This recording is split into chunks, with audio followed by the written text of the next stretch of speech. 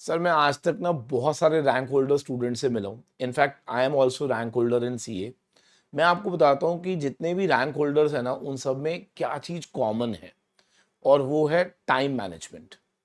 जो बच्चा अपने टाइम को अच्छे से मैनेज कर पाएगा ना, और जो बच्चा अपनी लाइफ में से एक्सक्यूजेस खत्म कर देगा, सेल्फ पैम्परिंग खत्म कर देगा ना, तो उसके लिए ये attempt will be the golden attempt, और वो इसी अटेम्प्ट के अंदर क्लियर भी होगा और मे बी उसकी रैंक आ जाएगी।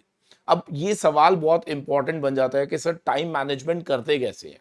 देखिए हम लोग ना पूरे 24 घंटे के अंदर ना, अगर आप कभी किसी दिन नोट करके देखोगे ना, तो करीब करीब 7 से 8 घंटे हम लोग वेस्ट कर देते हैं फालतू की चीजों में, जिसे आप अवॉइड कर सकते हो, जिसे आप बचा सकते हो। तो सबसे पहले तो आपको ये आइडेंटिफाई करना पड़ेगा थ्रू आउट द डे कि वो कौन कौन सा ऐसा टाइम पीरियड है जो आपने एक्चुअल में वेस्ट करा, जैसे आप बचा सकते थे और उसे आप प्रोडक्टिवली यूज कर सकते थे। दूसरा वेरी इंपॉर्टेंट होता है, क्योंकि बहुत सारे स्टूडेंट्स की क्लासेस चल रही होती है, तो उसके अंदर वो लोग ट्रैवल टाइम भी उनका जो है वो जा रहा होता है।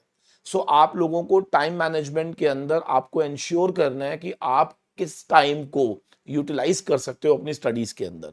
तो अगर आप अपने ट्रैवल टाइम को भी स्टडीज के अंदर यूटिलाइज कर लोगे, तो आप लोगों का जो टाइम है वो बहुत अच्छे से यूटिलाइज हो जाएगा। And very important is your sleep cycle. मेरे लिए जब हमारे एग्जाम्स 2 महीने बाद होते हैं, 3 महीने बाद होते हैं, तो अगर एट योर एज अगर आप 6 घंटे की भी स्लीप लेते हो, तो for me it is more than enough, because हम लोग पूरी जिंदगी 6 घंटे नहीं सोने वाले। It is just a matter of 2-3 months. तो 2-3 महीने के लिए अगर हम 6 घंटे भी सोएंगे, तो हमें कोई प्रॉब्लम नहीं होनी चाहिए। और मुझे लगता है कि ये सब चीज़ों पे अगर आप काम करोगे ना, तो आपका टाइम बहुत इफेक्टिवली यूज हो जाएगा, और आपको लगेगा कि स्टडीज के लिए आपके पास बहुत टाइम है। दूसरा वेरी इंपॉर्टेंट चीज है कि आप अपने आप को पैम्परिंग करना छोड़ दीजिए।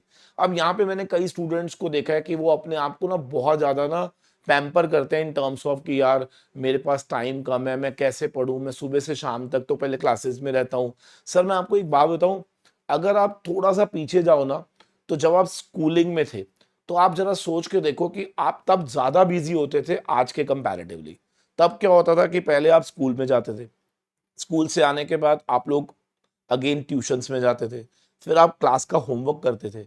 बावजूद इसके आपके पास इतना टाइम होता था कि आप एक्स्ट्रा बुक्स पढ़ पाते थे।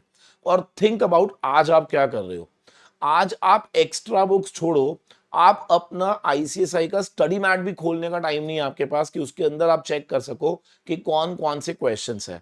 You are totally relying on your teacher कि जो वो करा दे वो सब कुछ ठीक है। आपके पास इतना समय भी नहीं है ये चेक करने का कि आपके टीचर ने आपको जो कराया वो क्या 100% कवर किया भी है या नहीं किया।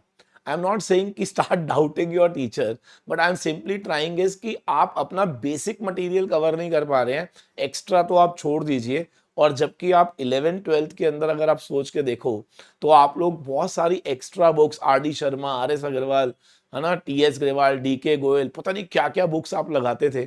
और अब आप देखो कि हम लोगों का स्टैंडर्ड इतना गिर चुका है कि हम लोगों का क्लास का लेवल बढ़ चुका है, लेकिन स्टैंडर्ड ऑफ स्टडी हमारा बहुत गिरता चला जा रहा है, जिसकी वजह से हमारा जो फेलियर है ना, वो परसेंटेज बढ़ती चली जा रही है।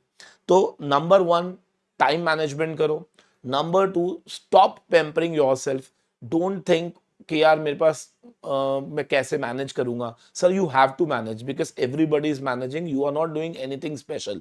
क्योंकि जब आपने ये कोर्स ऑप्ट किया था ना, तब आपको ये सोचना चाहिए था कि इसके अंदर मुझे मेहनत करनी पड़ेगी। और अगर आप अब ऑप्ट कर चुके हो, तो बेटा इससे बैकआउट करने का कोई फायदा नहीं है, ये सिर्फ आपको तकलीफ देगा। क्लियर है? तो go for it. And I am telling you कि अगर आज से भी अगर आप डिटर्मिनेशन के साथ पढ़ने बैठ जाओगे ना, तो आपके पास जितना भी रिमेनिंग टाइम है ना, this is more than sufficient कि आप इसके अंदर क्लियर भी हो सकते हो और आपकी रैंक भी आ सकती है। Thank you very much, God bless you all.